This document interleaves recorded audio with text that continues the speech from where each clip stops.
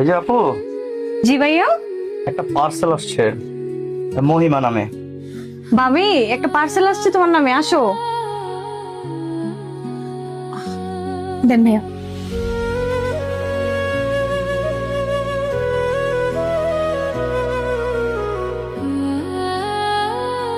ভাইয়া পার্সেল নিয়ে আসছেন, ভালো কথা। এই গরমের মধ্যে বাচ্চা নিয়ে আসছেন?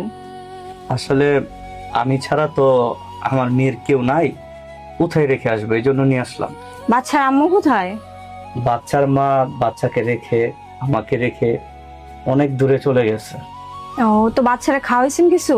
না, দুধরা আসলে ঠান্ডা হয়ে গেছে তো, এই জন্য খাওয়াইতে পারি নাই। কোথা থেকে সময় পেলে গরম করে পরে খাওয়াবো। না না, কোথাও থেকে গরম করতে হবে না, আপনি ভিতরে আসেন, আমি গরম করে দিচ্ছি, আসেন। না না, আসেন ভাই, সমস্যা নাই, আসেন। দেন এটা আমার কাছে। বসেন ভাইয়া। ভাইয়া দেন, আমার কাছে দেন। আসো যাও। ঠিক আছে, যাও। আসো আম্মু। আচ্ছা ভাইয়া, আপনি যে বললেন ওর আম্মু অনেক দূরে চলে গেছে, বুঝলাম না। আসলে ডেলিভারি বয় কাজ করি তো, মেয়েরা প্রথমে তো অনেক ভালোবাসা দেখায় আর অবশেষে টাকাকে মূল্যায়ন করে।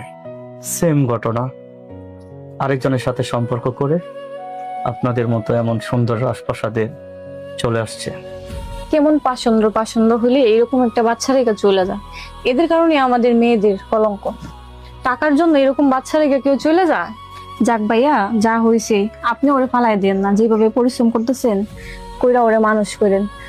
কত কিউট একটা বাচ্চা, ওরে কষ্ট দেন না।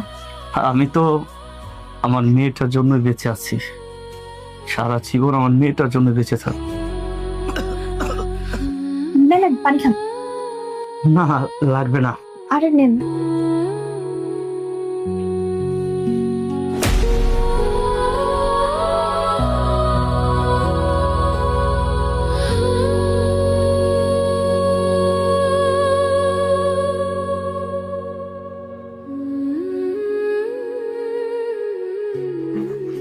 এই ধরেন, ওর দুধরা কি গরম হয়েছে? হ্যাঁ হয়েছে। ঠিক আছে, নিয়ে আসেন, আমি আবার চলে যেতে হবে, আমার অনেক কাজ তো। তো নিয়ে আসেন কষ্ট করে। হ্যাঁ, কান্না করো না, কান্না করো না, দুধ নিয়ে আসতেছে, দুধ নিয়ে আসতেছে।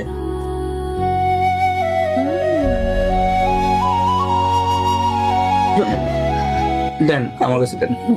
আমি দুধটা খাওয়াই। ভাইয়া না কইরেন না, দেন। আমার ভাবি দেখছেন আপনার কষ্ট কত শুই না কান্না করে দিস। নাও ভাবি, নাও।